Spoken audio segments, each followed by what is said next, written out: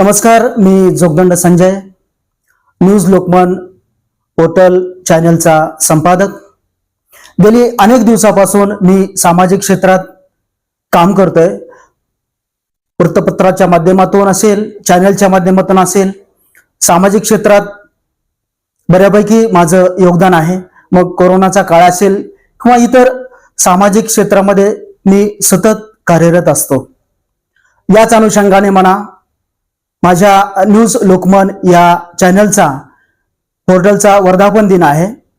तिसऱ्या वर्धापन दिनानिमित्त महाराष्ट्रातील दडलेल्या टॅलेंटला संधी देण्याचं काम मी राज्यस्तरीय स्पर्धेच्या माध्यमातून अर्थात न्यूज लोकमनच्या वर्धापन दिनानिमित्त मी राज्यस्तरीय स्पर्धेचं आयोजन केलेलं आहे। त्यामध्ये राज्यस्तरीय स्पर्धेमध्ये फिल्मी गीत गायन स्पर्धा, मोठ्या गटासाठी, छोट्या गटांसाठीही फिल्मी गीत गायन स्पर्धा आणि खुला फक्त मोठा गट यासाठी मी काव्य वाचन स्पर्धेचं आयोजन केलेलं आहे। याच्या मागचा मुख्य हेतू म्हणजे जे की महाराष्ट्राच्या कानाकोपऱ्यामध्ये दडलेले टॅलेंट आहे त्यांना आजकाल कुठल्याही स्टेजवर संधी उपलब्ध होत नाही, या हेतूने त्यांचं टॅलेंट बाहेर काढण्यासाठी न्यूज लोकमनचा महाराष्ट्रीय स्तरावर खूप मोठा हा मंच मी उपलब्ध करून दिलेला आहे। बऱ्याच लोकांनी, बऱ्याच कलावंतांनी महाराष्ट्रातून खूप मोठ्या प्रमाणात सहभाग घेतलेला आहे। जवळजवळ 155 नवोदित कलावंतांचा सहभाग झालेला आहे।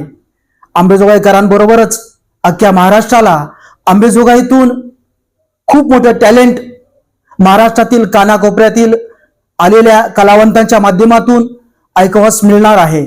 तरी इच्छुक कलाकारांना मी आव्हान करतो आपल्या माध्यमातून की जास्तीत जास्त स्पर्धकांनी या स्पर्धेमध्ये आपला सहभाग नोंदवून या न्यूज लोकमनच्या महाराष्ट्रीय स्तरावरच्या मंचावरती आनंद घ्यावा, अनुभव घ्यावा असं मी याद्वारे आव्हान करतो। संपर्कासाठी पत्ता न्यूज लोकमन, संविधान निवास, मांडवा रोड, अंबेजोगाई, भ्रमणध्वनी 86 69 86 84 68 तसेच 96 06 06 57 06।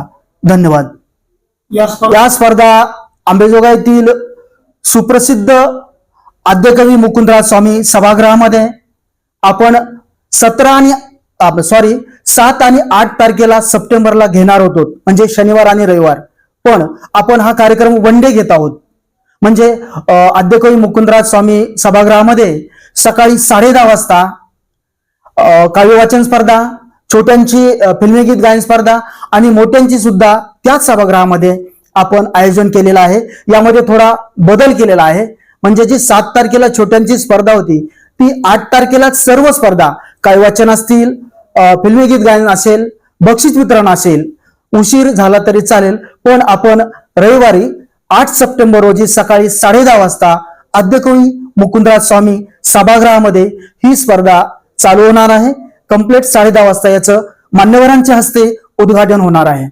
प्रथम बक्षीस किती आहे आणि काय काय 2 3 पारितोषिकाचं स्वरूप काय असेल?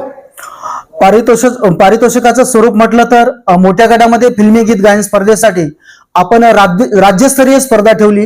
या हेतूने आपण प्रथम पारितोषिक त्यांना 21,000, सन्मान चिन्ह आणि प्रशस्तीपत्र असं प्रथम पारितोषिक आहे।